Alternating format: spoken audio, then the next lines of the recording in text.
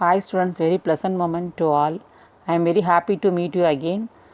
This is the supplementary from grade 8, How the Camel Got His Hump, written by Rudyard Kipling. So first we have to know the narrator introduction.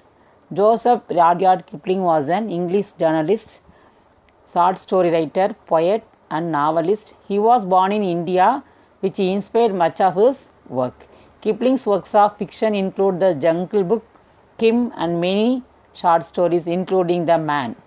So he was born on 30th December 1865 at Mumbai, died on 18 January 1936, London, United Kingdom. His famous poems are If, The White Man's Burden, Mandely and more. Many short stories also he was written.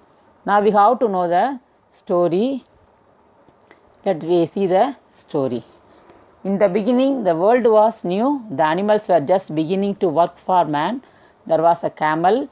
He lived in the middle of howling desert. He did not want to work. He ate sticks and thorns. He said hump when anyone spoke to him. Horse, dog and axe. These three went to the horse to him on Monday morning. He asked the camel to come out and trot. But the camel said, The horse told the man about it. The dog came to him. He asked him to work. But the camel said, The axe came to him. The camel said to him to hump. The man called the horse, the dog and the axe. He told them about the camel. To compensate the camel's work, he asked them to work double time.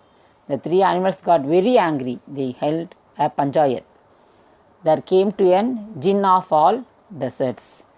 This complaint has happened. The horse complained to the jinn about the camel. He told the jinn that the camel did not work. He said only hump. The jinn assured them that he would set the camel right. The jinn found the camel in the desert. He was looking at his reflection in water. The jinn asked him to work, but the camel said hump only. But as soon as he said this, he saw something strange. He saw his beautiful back was puffing up. He was very proud of his back. Now it turned to be very ugly. The jinn told the camel that it was his own hump. He himself had brought it upon by not working. The jinn ordered him to work, but the camel said that he couldn't work. The hump was a big hurdle. The jinn told the camel that the hump had a purpose. The camel had not done work for 3 days.